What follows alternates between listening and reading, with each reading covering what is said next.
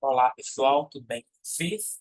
Meu nome é Vitor Martins Fontoura, eu sou enfermeiro, especialista em cardiologia e hemodinâmica. Estou cursando MBA em Gestão de Processos, voltados para a gestão da qualidade. Sou pesquisador em políticas públicas e formação dos profissionais de educação pelo GIPFOR, da Universidade Federal de Viçosa. Sou professor de Química e Humanidades e Ciências Sociais na Rede Estadual de Ensino de Minas Gerais. E hoje nós vamos falar sobre referência e contra-referência, sua importância no cuidado de pacientes crônicos. É um tema de relevância inanarrável, porque a grande fragilidade hoje nos serviços de saúde estão relacionados com a comunicação. Os grandes problemas, eles voltam na raiz da comunicação. E falar de comunicação em serviços de saúde é falar na necessidade de referência e contra-referência, principalmente para os pacientes crônicos, que vão depender de um plano de cuidado a longo prazo. Então, nós temos que debater sobre essa temática. Só que antes de entrar de fato na referência, na contra-referência associado à condição crônica, nós temos que voltar nas condições de saúde. O que é uma condição de saúde? Né? A literatura define que a condição de saúde ela é as circunstâncias que as pessoas elas se apresentam de forma mais ou menos persistente e que exigem respostas sociais, do tipo reativas ou proativas, eventuais ou contínuas, e fragmentadas ou integradas do sistema de atenção à saúde. Lembrando que saúde não é ausência de doença. Saúde é um bem-estar físico, mental, emocional, espiritual e social. Então, nós vamos estar falando de saúde aqui não só como a ausência ou presença de doença, sobre o contexto holístico do ser humano como ser social. E, tradicionalmente, nós trabalhamos em saúde em uma divisão entre doenças transmissíveis e doenças crônicas não transmissíveis. E essa divisão ela é muito utilizada por grandes epidemiologistas. E também essa divisão ela é orientada principalmente por algumas variáveis, ou seja, alguns preceitos que vão nos ajudar a entender as condições de saúde. A primeira delas, tempo de duração. É algo breve ou é algo longo? É algo, né, que vai depender também, na segunda forma, do sistema de atenção à saúde, de forma episódica, reativa e feito sobre a queixa principal, ou ela vai ser contínua, proativa e realizada por meio de cuidados mais ou menos permanentes, contidos num plano de cuidado. Ao termo plano de cuidado, chama a atenção dos enfermeiros aí. Porque quem fecha o plano de cuidado é a enfermagem, né? O enfermeiro. Elaborado conjuntamente pela equipe de saúde. É um papel da equipe multi. Mas quem fecha o plano de cuidado é o enfermeiro. O enfermeiro, ele é o protagonista do cuidado. E, né, levando em consideração, logicamente, o cliente. E, por fim, também o modo como se estrutura os sistemas de saúde. Se ele é fragmentado ou integrado. Então, as condições de saúde, pessoal, eu tenho que chamar atenção nessas variáveis. O tempo, primeiro tempo. Segundo, a forma de enfrentamento, se ela vai ser esporádica, se ela vai ser permanente. E também como se estrutura o meu sistema de saúde. Se o sistema ele é fragmentado ou integrado. E aí, o que vocês acham? O nosso sistema de saúde ele é segmentado ou integrado? No papel, ele é totalmente integrado. Na prática, ele é fragmentado, infelizmente. Eu sou um grande defensor do SUS. O SUS, ele é, assim, o programa mais perfeito que existe. Só que o problema está na comunicação também. E essa falta de comunicação, ela fragmenta o nosso cuidado em saúde no ponto de vista do SUS. Porque se nós melhorássemos a comunicação, isso de fato seria perfeito. De fato, tivéssemos a responsabilidade de assumir o nosso papel social enquanto profissional de saúde, enquanto sociedade, enquanto cliente do SUS, nesse contexto. E as condições agudas? As condições agudas, elas, em geral, elas apresentam um período curto, inferior a 3 meses, e tendem a se autolimitar. E também elas se iniciam repentinamente, apresentam uma causa simples e facilmente diagnosticável. E as condições crônicas, que é o nosso foco, ela tem um período de duração longo, maior que 3 meses, tendem a apresentar-se de forma definida e permanente. Então, o indivíduo que ele tem a condição crônica, ele vai levar aquilo ali para o resto da vida dele. Lógico que tem como eu retardar a evolução e tem como eu garantir uma melhora de vida para esse meu cliente. Óbvio. Mas, a condição crônica, ela vai ser pro resto da vida. Levam a mais sintomas e a perda da capacidade funcional. Se não tratada, se não cuidada, nós perdemos a capacidade funcional do nosso cliente. Cada sintoma, ele pode levar para outros. É realmente um ciclo vicioso, uma cascata. Porque, por exemplo, uma condição crônica que leva a tensão muscular, ela leva a dor. E a dor leva ao estresse. O estresse leva à ansiedade. E a ansiedade leva a problemas emocionais que levam à depressão, que leva à fadiga. E que isso tudo leva à condição crônica. Então, acaba sendo uma cascata. E muitas condições agudas, elas podem evoluir para as condições crônicas. Então, eu tenho que lembrar de tratar a aguda para não evoluir para a crônica. E se eu tenho um cliente com condição crônica, eu preciso de também manter esse paciente estabilizado, né? Evitar, de fato, hospitalização, agudização, porque na condição crônica tem um período de agudização, ou seja, da piora daquela condição que já não é fácil. E é o caso de certos, né, traumas que deixam sequelas de longa duração, determinando algum tipo de incapacidade e vai exigir cuidados mais complexos e mais permanentes do sistema de atenção à saúde, sistema como um todo. Aí, pessoal, nós temos essa tabela que está no livro do Mendes, que ele é um epidemiologista fantástico. Sou um grande admirador do trabalho dele. A condição aguda, ela tem início rápido. A causa, geralmente é única, a duração é curta, o diagnóstico, o prognóstico. Possivelmente, o indivíduo vai ser curado.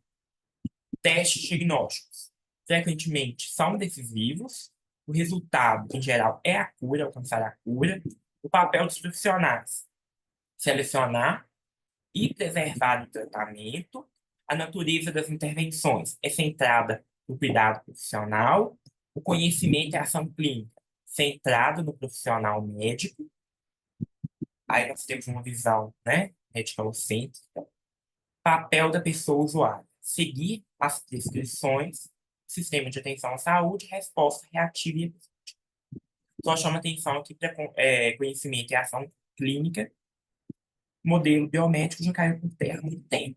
Equipe multi, tá, pessoal? Por favor. Já na condição crônica, o início é gradual, a causa ela é múltipla, a duração indefinida, geralmente para o resto da vida. Diagnóstico e prognóstico incertos, porque se eu seguir o tratamento, possivelmente eu vou ter um bom prognóstico. Agora, se esse indivíduo não seguir, né, o tratamento, ou se eu, enquanto profissional, não for fazer uma busca ativa, onde é eficaz, enfim, as diversas formas que tem, possivelmente a sobrevida desse cliente vai ter risco. Testes diagnósticos, frequentemente de valor limitado, o diagnóstico, né, de uma condição crônica. Se eu fechar esse diagnóstico, né, eu, enquanto enfermeiro, fechar um diagnóstico de enfermagem. Nós temos, sim, diagnóstico de enfermagem, muita gente não sabe, né? O enfermeiro, ele fecha diagnóstico de enfermagem. É muito difícil fechar um diagnóstico de enfermagem no paciente crônico, assim, comparado ao agudo, né? Resultado, em geral, um cuidado e sem culpa. Mas se eu promovo bem-estar, se eu promovo bem-estar, eu posso promover saúde, né? Porque saúde não é pleno bem-estar físico, emocional, psíquico, social. Então, eu vou estar alcançando a saúde do meu cliente. E qual o papel do profissional? Educar e fazer parceria com a pessoa usuária, natureza das intervenções. Centrado no cuidado multiprofissional e no autocuidado. Então, eu preciso do enfermeiro, eu preciso do técnico de enfermagem, eu preciso do nutricionista, fisioterapeuta, médico, psicólogo, assistente social, é equipe multiprofissional mesmo. E os outros profissionais também de saúde. Conhecimento e ação clínica é compartilhado pelos profissionais e pelo usuário, e também o papel da pessoa usuária. Corresponsabilizar-se por sua saúde em parceria com a equipe de saúde. E também não adianta eu, enquanto profissional, fazer um plano de cuidado excelente, fazer uma educação de saúde magnífica, mas o meu cliente não estar corresponsável. Normalmente eu vou alcançar aí um fracasso muito grande. No sistema de atenção à saúde, resposta proativa e contínua. Ou seja, eu vou ter que monitorar esse meu cliente pro resto da vida dele do ponto de vista da doença, da condição crônica em específico, né? Porque a saúde ela é contínua mesmo. E do ponto de vista epidemiológico, nós temos que abordar a epidemiologia, né? Porque a epidemiologia ela traz uma bagagem qualitativa e quantitativa importantíssima para nós definirmos nossos planos de ação. E muito do que nós vamos falar aqui sobre referência e contra-referência vem de dados epidemiológicos. Porque se os dados epidemiológicos não estão favoráveis, tem algum erro. Se eu vou pesquisar o erro, eu vou descobrir que esse erro está na comunicação, né? Epidemiologia, por isso que eu sou fascinado com o SUS, ele pensa em tudo, até nos dados, né? Os aspectos epidemiológicos. Então, vamos aí, né, pessoal, enaltecer o nosso sistema único de saúde. Os principais fatores determinantes do aumento das condições crônicas são mudanças demográficas, principalmente, pessoal, voltadas à queda da taxa de fertilidade. Porque isso vai mudar a minha pirâmide etária, que a gente vai falar assim. As mudanças no padrão de consumo e nos estilos de vida. O nosso estilo de vida hoje, ele é um estilo de vida futurista. A gente sempre está pensando no amanhã, nunca no hoje, né? Então, assim, do ponto de vista da correria do dia a dia, em cumprir metas, em atingir resultados, e, logicamente, a gente deixa de lado de preparar um alimento saudável, por exemplo. Aí, nosso padrão de consumo é o quê? Industrializado.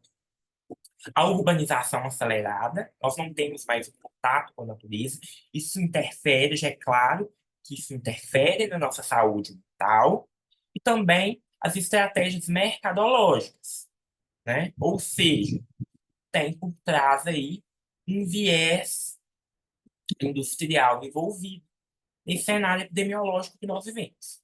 E no mundo todo, as taxas de fecundidade, que eu falei, questão demográfica não interfere, se a taxa de fecundidade diminuiu, nós temos o quê? O envelhecimento da população. E a expectativa de vida ela aumenta também, principalmente pelo avanço da ciência. Só que, se eu tenho envelhecimento da população, eu tenho que ter uma mão de obra qualificada. Em geriatria, gerontologia. Por quê? Vamos pensar, ó, vamos, né, fazer uma conexão. A população envelhece. Nós temos um processo que nós chamamos de queda da taxa da imunidade. Ou seja, o sistema imunológico ele tem uma queda ao longo do tempo.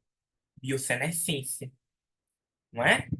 Se eu tenho biossenescência, tem essa queda da atividade do meu sistema imunológico ao longo do tempo. Se a população ela envelhece, nós temos uma população mais velha, consequentemente, nós temos que ter uma mão de obra para cuidar desse público. Isso leva ao incremento das taxas de condições crônicas pelo aumento dos riscos de evolução dos problemas crônicos citados anteriormente. E entre a década de 50 e 85, a população urbana nos países desenvolvidos duplicou, né? Porque todo mundo saiu, teve o êxodo rural, né? Todo mundo saiu do contexto rural para ir para o urbano por conta de quê? Revolução industrial. E o desenvolvimento desses países desenvolvidos levou a um número muito grande dessa população urbana, que quadriplicou, né? Esse fenômeno da urbanização, de um lado, acelerou a transição demográfica, mas, de outro lado, pressionou o próprio sistema de saúde, especialmente por parte da população pobre, que vive nas periferias dos grandes centros urbanos. Porque se a gente for estudar o processo de urbanização, nós temos que lembrar da Revolução Industrial. Se a gente lembra da Revolução Industrial, nós lembramos que muitas dessas pessoas que vieram dos grandes centros urbanos viviam, pessoal, infelizmente ainda vivem em condições precárias. Precárias que elas se submetem para conseguir trabalhar, né? E ganhar o mínimo ali para dar o mínimo de dignidade. Então, isso tudo envolve o contexto de saúde. Por isso que quando eu falo que o profissional de saúde ele tem que pensar de forma macro e micro, é muito importante. Não adianta eu pensar só na característica física, emocional, psicológica. Eu tenho que pensar no contexto social como um todo, porque senão eu estou fadado ao fracasso na minha prática profissional. E por isso menciona que as condições crônicas são doenças da urbanização. Paralelamente à urbanização, desenvolver-se estratégias mercadológicas eficazes de produtos nocivos à saúde. Eu não falei? Questão da indústria. Especialmente aqueles provenientes da indústria de cigarro. Antigamente, né? Não é da minha época, mas dizem que tinham muita propaganda de cigarro na TV. Que era bonito, né? Fumar. Era chique, era sociável, né? Hoje a gente já sabe que fumar é feio, é brega, faz mal à saúde, né? O álcool e os alimentos industrializados. Então, essas estratégias mercadológicas apresentam-se nas condições sociais e combinam privação social e exposição precoce aos produtos prejudiciais à saúde. É claro que a genética, ela influencia, mas a ação do ser humano com o ambiente, ela tem um peso muito maior. Nós temos fenótipo e genótipo. Às vezes, o genótipo ele tem até uma predisposição, mas o que vai me definir é o fenótipo. Ou seja, a minha ação enquanto ser vivo com o ambiente. As doenças crônicas, então, elas determinam um impacto forte. Apresentam grandes efeitos adversos na qualidade de vida dos indivíduos, causam mortes prematuras e geram grandes efeitos econômicos negativos para as famílias, as comunidades e os países. Então, todo esse contexto de doenças crônicas traz inúmeros prejuízos sociais, econômicos e, principalmente, pessoal, para o próprio ser, na sua essência, né? Porque a doença crônica ela é uma doença que vai afetar o resto da vida da pessoa. E no Brasil, essa transição demográfica ela é muito acelerada. Que agora nós estamos, né, no boom dessa transição.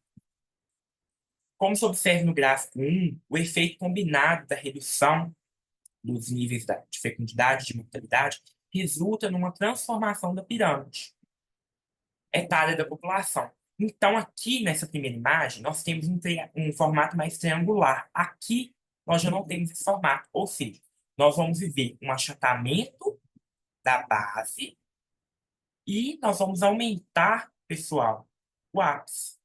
Ou seja, nós vamos ter um envelhecimento da população culminando com a diminuição da fecundidade. E o formato triangular com base alargada no início dos anos 2000 irá ceder esse lugar em 2030 a uma pirâmide com parte superior mais larga, típica das sociedades envelhecidas. E nós temos uma nota técnica que foi lançada em 2023, que eu até recomendo a leitura dela na íntegra. É uma pena não termos tempo de abordar toda essa norma técnica. De número 25 de 2023, que ela traz que as doenças crônicas não transmissíveis, elas vitimam mais de 700 mil pessoas por ano no Brasil. E cerca de 50% da população possui ao menos uma doença crônica não transmissível diagnosticada em 2019.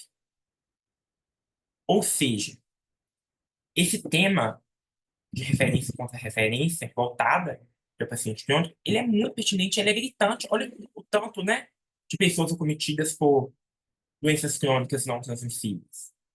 E nós não podemos deixar que esse cliente ele se perca nas redes de atenção em saúde. Paralelamente, então, ao processo de urbanização, nós desenvolvemos, né, estratégias eficazes de produtos nocivos à saúde. E essa exposição, pessoal, ela combina também com a privação social e exposição precoce aos produtos prejudiciais à saúde, que é reenfatizado por Mendes. E qual é a história natural da doença e a prevenção?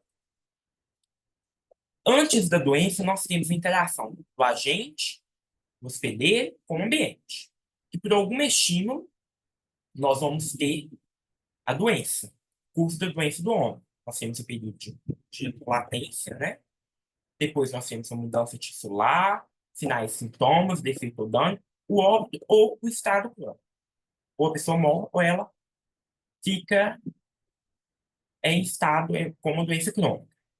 E nós temos o período pré-patogênico, que é essa interação do agente com o hospedeiro e o ambiente, e o período patogênico.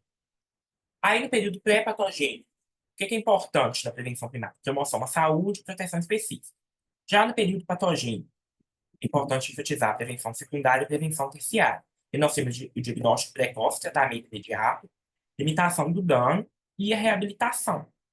Então, nós temos esses níveis de prevenção aí. E nós chegamos agora num dos principais pontos, que é a rede de atenção à saúde, a RAS. A RAS, ela tem sua origem no Reino Unido, na década de 20, quando foi elaborado o relatório Davidson como resultado de um debate acerca de mudanças no sistema de proteção social após a Primeira Guerra Mundial. E assim é apresentada a primeira proposta de organização de sistemas regionalizados de saúde, onde os serviços deveriam se organizar para atender às necessidades da população de forma eficaz e também mais personalizado. Porque se eu tenho serviço regionalizado, tem como eu saber do que aquela população precisa. Então, meu serviço deve ser muito mais eficiente para oferecer, né, de forma acessível, cuidados preventivos, curativos, atendimento domiciliar, além de serviços secundários. Aí nós chamamos a atenção também para a década de 90, Estados Unidos, Canadá e alguns países da Europa iniciam um esforço para superar a fragmentação do sistema de saúde. E eles propõem organizar uma oferta contínua de serviços de saúde para a população específica, territorialmente delimitada, com foco na atenção primária à saúde, né? Atenção primária como organizadora da rede, como porta de entrada, desenvolvida de forma interdisciplinar, multidisciplinar, igual eu falei anteriormente, modelo biomédico já caiu por terra, e com integração entre os serviços de saúde, bem como sistemas de informação. Ou seja, se eu tenho saúde, eu tenho que ter informação, consequentemente, a comunicação vai estar intrínseca nesse contexto. Conceituando, então, a raça. São arranjos, de acordo com Mendes, são arranjos organizativos com Mendes e também o próprio Ministério da Saúde, são arranjos organizativos de ações e serviços de saúde de diferentes densidades tecnológicas, integradas por meio de sistemas de apoio técnico, logístico e de gestão, buscam garantir a integralidade do cuidado. Esse é o conceito do Ministério da Saúde. E tem como propósito lidar com projetos e processos complexos de gestão e atenção à saúde, onde há interação de diferentes agentes, né, diferentes atores em saúde, e onde se manifesta uma crescente demanda por ampliação do acesso aos serviços públicos de saúde e por participação da sociedade civil organizada. Há redes temáticas acordadas de forma tripartite, ou seja, União, Estado e município. E Mendes conceitua a raça como as organizações poliárquicas de conjuntos de serviços de saúde, vinculados entre si por uma missão única, por objetivos comuns e por uma ação cooperativa e interdependente, que permite ofertar uma atenção contínua e integral a determinada população, coordenada pela atenção primária à saúde. Então, de fato, a atenção primária ela é protagonista do cuidado, sim, prestado no tempo certo, chama atenção para esses parágrafos. No tempo certo, no lugar certo, com o custo certo, com a qualidade certa, os indicadores aí.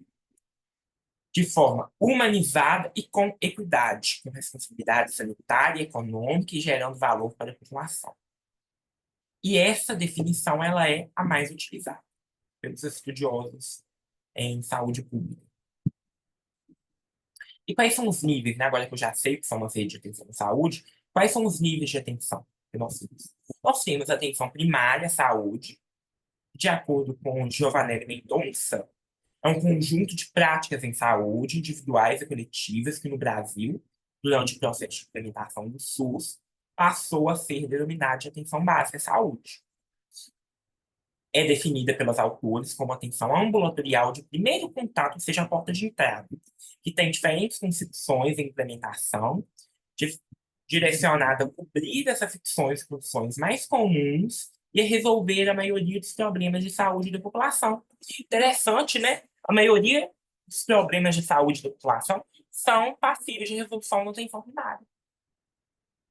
E ela é de alta complexidade. Por quê?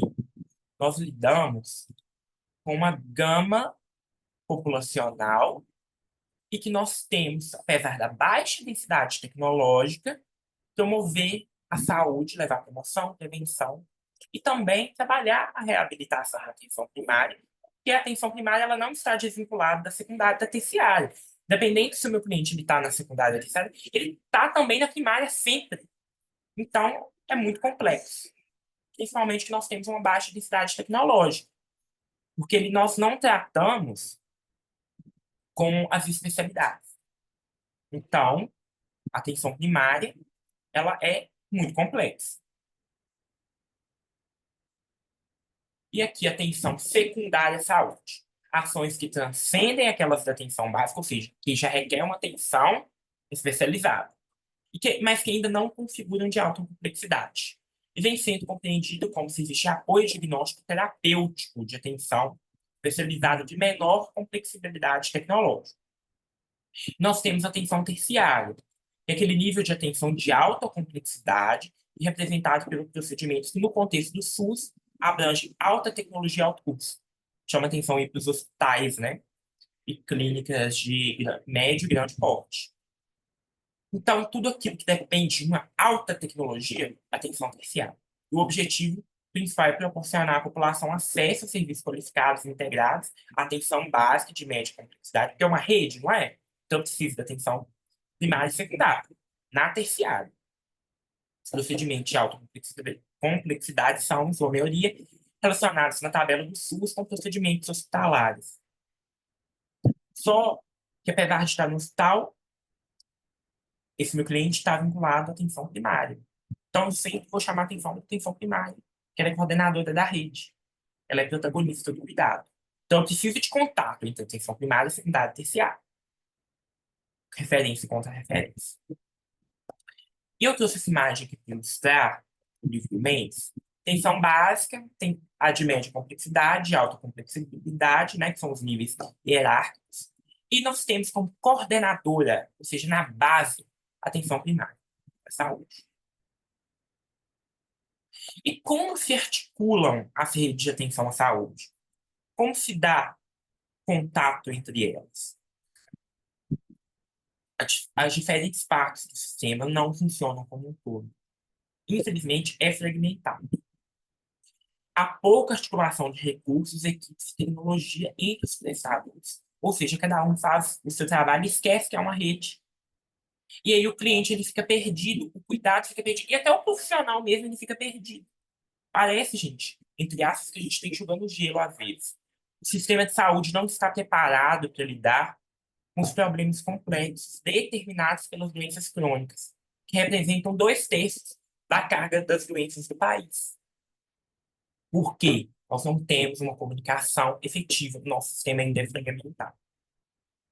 E por que é fragmentado?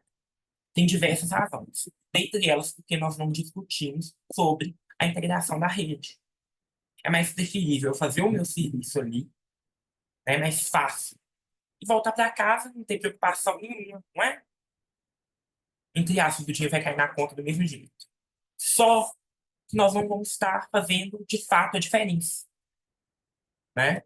Enfim, nós queremos ser um profissional de ponta ou só mais um no mercado? Queria perguntar.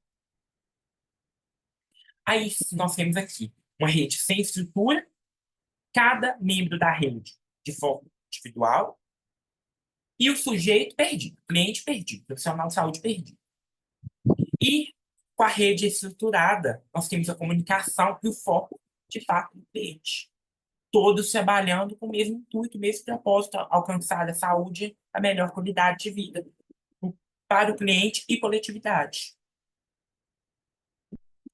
E as ações, serviços e programações em saúde devem basear-se no diagnóstico da população inscrita à saúde, considerando fatores determinantes da saúde dessa população. Por isso que eu chamo atenção para a atenção primária novamente. Eu tenho que conhecer a minha população. Essa população, ela tem água encanada? Ela tem saneamento básico? Ela tem acesso à educação? Água filtrada? Tem filtro na casa dessa população onde inscrita ali? Como que é o dia a dia, a rotina alimentar desses meus clientes? E como que eu faço isso? Diagnóstico situacional. Ou seja, ali naquele local, tem alguma instituição que eu posso fazer uma parceria de educação em saúde ou não tem? Tem alguns locais mais propícios ao desenvolvimento de doenças, de vetores, ou não? Eu tenho que conhecer o meu território. Por isso que eu costumo falar, o enfermeiro, ele é coordenador, né, da atenção primária. Ele é o líder da atenção primária. O enfermeiro que não sai da sua mesa e não vai ver o que está acontecendo no seu território, aquela unidade básica de saúde, ela está fadada ao fracasso. Né? O famoso enfermeza, né? Que só fica na mesa. Não, gente, tem que sair, tem que ver o que está acontecendo com a população. É um trabalho árduo. É, mas quem disse que a saúde é fácil? Né? Só que a partir do momento que eu faço um diagnóstico situacional muito bem feito, o processo de tomada de decisão de saúde vai ser melhor, a minha implementação vai ser melhor e, consequentemente, eu vou alcançar um resultado de saúde, de bem-estar profissional. Não é isso. Nós, enquanto profissionais da saúde, formamos, não foi para isso. Então, nós temos que ter essa responsabilidade social para com a nossa profissão e com o retorno social que dela vem. Na prática, tem que ser traduzido sobre o fenômeno da tripla carga de doença. Por tripla carga de doenças, entende-se uma situação epidemiológica caracterizada por envolver ao mesmo tempo uma agenda não concluída de casos de infecção, desnutrição e problemas de saúde reprodutiva, o desafio das doenças crônicas e de seus fatores de risco, fatores como tabagismo, obesidade, estresse, alimentação inadequada, e também o forte crescimento da violência e das causas externas. Aí eu chamo a atenção que a tripla carga de doenças já chama os nossos olhos para as doenças crônicas. Mais uma justificativa por que a gente está aqui falando desse tema. E essa situação da saúde, da tripla carga de doença, com o predomínio de situações crônicas, não podem ser enfrentadas com sucesso, infelizmente, devido ao sistema de saúde ser fragmentado e voltado para atender condições agudas. Ou seja, preocupe só com a condição aguda e esqueça da crônica. Característico da situação da saúde brasileira. Só que a condição crônica ela pode ter período de agudização. Condição crônica, quando não tratada, a taxa de sobrevida do paciente diminui. Então, nós temos que voltar os nossos olhos para a condição crônica também, não só para a aguda. Não é simplesmente, o paciente está com uma queixa, vou lá no hospital, medicação para a dor, volta para casa. Não, isso está errado. Eu não estou fazendo saúde com isso. Além disso, as ações devem ser baseadas em evidência científica, gente. Prática baseada em evidência, não no achismo. O cuidado de enfermagem é um cuidado científico. A partir do momento que eu utilizo do senso comum, eu não estou fazendo enfermagem. Estou fazendo qualquer outra coisa de menos enfermagem. Devidamente verificadas e comprovadas e aceitas na comunidade científica. E aí, depois de todo esse debate, é importantíssimo nós entendermos as condições de saúde, como nós falamos, as redes de atenção e os níveis de organização dessa tripla carga de doença, chegar no nosso ponto de referência e contra-referência. Que até aqui, nós temos que lembrar que a rede é segmentada. Nós não estamos, entre aspas, no mundo de Alice, né? Nós temos uma realidade difícil de ser enfrentada. Nós só vamos mudar essa realidade se vestirmos a camisa. A gente realmente praticar o que está escrito no SUS, né? Para que ocorra a efetivação dos princípios organizacionais do SUS, faz necessário lançar mão de estratégias de comunicação. E a gente nasce sabendo comunicar de forma efetiva? Não. Mas a comunicação, ela tem remédio. Eu chamo a atenção para um livro excelente que eu li da enfermeira Maria Júlia, da USP. E o livro chama, exatamente, Comunicação tem Remédio. Então tem como eu treinar e eu praticar a minha comunicação. Porque entre os serviços de maior e menor complexidade que compõem o sistema de saúde, eu preciso dessa comunicação entre eles, que vai favorecer, de fato, o cliente assistido, com base no seu histórico de saúde e tratamentos passados. Por isso que a nossa luta também para um sistema, né, de dados unificados, um prontuário eletrônico unificado para atenção primária, secundária e terciária. Seria tão bom, né, se fosse realmente de forma unificada, eu tivesse ali naquele sistema um histórico todo da saúde desse paciente e auxiliar, né, no cuidado mais efetivo em saúde.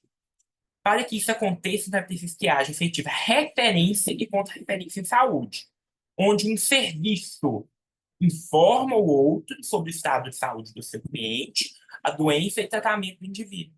Para que ele não se perca na rede também, enquanto eu, como profissional, não me perca no meu cuidado. Porque, às vezes, por exemplo, uma ação que já foi implementada na atenção primária, por exemplo, não deu certo. Aí chega na atenção secundária e terciária, aquele enfermeiro ou aquele médico tenta insistir naquela mesma clínica que já deu errado na atenção primária, que não vai dar certo, nem na secundária, nem na terciária. Um exemplo, né? Então, por isso que eu tenho que conhecer o histórico do meu paciente. E aí, nós temos o sujeito, nosso cliente, né? Que comporta de entrada a UBS. Aí, pessoal, nós temos a ficha de referência. Se ele for para um serviço especializado, ele tem que ter essa ficha de referência. Vou ser bem sincero, a gente quase não vê. Por isso que é a nossa realidade, um sistema fragmentado. Só que tem que ter essa ficha de referência. Que nós temos uma central de regulação, para encaminhar essa ficha de referência para atenção, por exemplo, secundária. Poderia ter a terciária aí também no sistema. Enfim, que é encaminhado com as informações. E depois que esse indivíduo sai da atenção secundária, terciária, e volta para a primária, a secundária tem que encaminhar uma contra-referência para a primária. Se esse ciclo funcionasse, essa comunicação de forma efetiva, o sucesso seria muito melhor. E documento gerado, né, de fato, vai nortear o sucesso desse documento com as informações do paciente. Ele vai me ditar, sim, um grande sucesso do meu cuidado em saúde. Porque essa falta dessa comunicação, desse documento enquanto documentação, ele vai gerar uma escassez de informação em saúde, né? E vai prejudicar o meu cuidado holístico, do meu paciente, meu cuidado integral, né? Que está lá nos princípios. Então, nós temos atenção primária à saúde, que além da recepção, né, faz o acolhimento, diagnóstico, agendamento, encaixe. Nós temos a enfermagem, a triagem, a sala de vacinas, o médico, o dentista. Nós temos o serviço, né, de regulação que fazem o agendamento para serviços especializados de média e alta complexidade. Aí nós temos o Hospital Geral, CAPS, o CEL, enfim, todos os outros. Só que nós precisamos de quê? Referência e contra-referência. Tá? Mendes já fala. Presente uma proposta sistemática de rede de atenção à saúde sobre a forma do sistema integrado de saúde colocado como dilema microeconômico entre a fragmentação e a integração do SUS. Os sistemas fragmentados, eles são caracterizados por uma atenção descontínua, ou seja, não tem continuidade de cuidado. Se eu não tenho continuidade de cuidado, quando eu penso em uma doença crônica, que ela é a longo prazo, possivelmente pro resto da vida deficiente, vai estar tudo fadado ao fracasso. Porque como que eu vou ter uma atenção descontinuada em uma condição crônica que depende de uma ação de médio a longo prazo? Ou seja, é um paradoxo. As contas não fecham, né? Com forte polarização entre hospital e ambulatório, ou seja, visão de consenso, né? Sobre a hegemonia da atenção hospitalar e pela ausência de uma coordenação de ponto de atenção à saúde. Aí eu chamo a atenção, a gestão, os gestores aí, né, que estão nos assistindo, vocês têm um papel crucial nesse processo. A gestão, ela também peca, inúmeras vezes. Nós temos que rever a gestão. Um sistema de inteligência que confira organicidade ao sistema e normalmente sem uma população adjacente. Ou seja, está tudo fragmentado. Eu não sei da população que eu cuido, eu não tenho comunicação, o cuidado ele é descontínuo, eu tenho uma visão, né, hospitalocêntrica, enfim. Essa é a nossa realidade hoje. E a referência contra a referência em saúde são mecanismos do sistema único de saúde já foram pensados lá em 1988, no surgimento do SUS, que favorecem de fato a troca de informações na rede de atenção, ou seja, a rede integrada, porque o trânsito do usuário do sistema vai ser muito mais fácil, contínuo. Então, portanto, é considerada potente uma das melhores ferramentas para promover a prática integral na saúde. Não tem como eu falar de cuidado integral, cuidado holístico, sem ter referência contra referência. Infelizmente, devido ao sistema ser fragmentado, ainda se esbarra em algumas dificuldades para a efetivação dessa comunicação. E que vai gerar, pessoal, inúmeros prejuízos ao meu cliente, à coletividade, ao andamento da nossa profissão. Então, não se esqueçam de que o paciente nunca está perdido, né? Ele não pode nunca estar perdido na rede. O cuidado, ele tem que estar integrado. Gastem um tempo a mais fazendo a comunicação de referência contra referência, né? Na verdade, não vai ser nem um tempo gasto, vai ser um tempo ganho depois, né? Porque, possivelmente, se eu tenho essa comunicação efetiva, a mobilização desse paciente vai diminuir, né? A procura desse paciente por níveis mais especializados vai diminuir, consequentemente, vou ter uma economia. Enfim, só tem benefícios. Hospitais, não deixem que os pacientes saiam de alta sem um plano de cuidado, sem um documento de atenção primária, até mesmo por telefone entre os gestores, tem que ter essa comunicação ativa. E eu deixo o quê? Considerações finais. Primeira coisa, se eu deixar, já está ótimo. Prática baseada em evidências. Se de tudo, vocês lembrarem disso, para mim já está de bom tamanho. Para que para que se garanta, de fato, o princípio da integralidade da assistência contemplada no SUS, faça necessária a consolidação de sistema efetivo de referência com referência. Então, eu tenho que ter comunicação. E para o cuidado do paciente crônico, que é aquele paciente que vai demandar um cuidado a longo prazo, né? E para que ele tenha um bom prognóstico de vida, de bem-estar, ainda se faz necessário a articulação da raça, já que esse paciente poderá ter período de utilização e necessitar de níveis de atenção especializados, bem como para garantir o seu retorno ao contexto social de forma segura e que evite a reabilitação. Por exemplo, aí eu falo pacientes com insuficiência cardíaca. Insuficiência cardíaca, para quem não sabe, é a via final das doenças cardiovasculares. Por exemplo, hipertensão, doença de Chagas, enfim. A via final é a insuficiência cardíaca, né?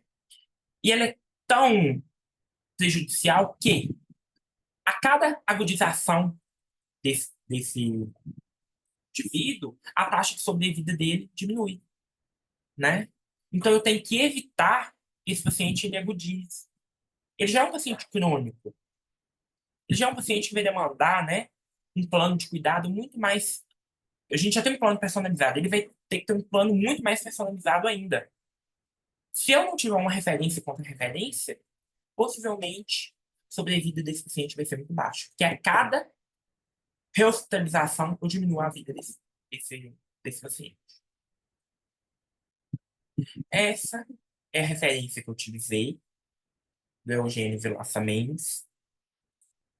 Aqui, pessoal, deixo os meus dados para contato, meu e-mail, victor.produz.com, e também o QR Code do meu currículo Lattes. Podem entrar em contato, parcerias, elogios, reclamações, críticas. Estou solícito, tá? Estou solícito a ouvir vocês. É tão importante esse contato, essa troca. Deixem aí também no chat a opinião de vocês sobre o tema, tá?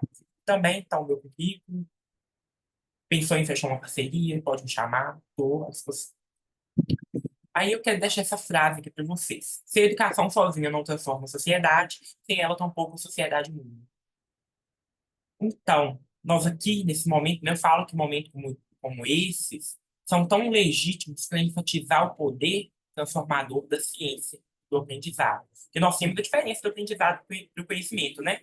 O conhecimento é quando eu utilizo o aprendizado que todos nós já temos para mudar o contexto social. Então, muito obrigado, tá, pessoal, por assistirem até aqui. E agradeço também ao evento por me convidar para falar sobre esse assunto tão importante. Obrigado.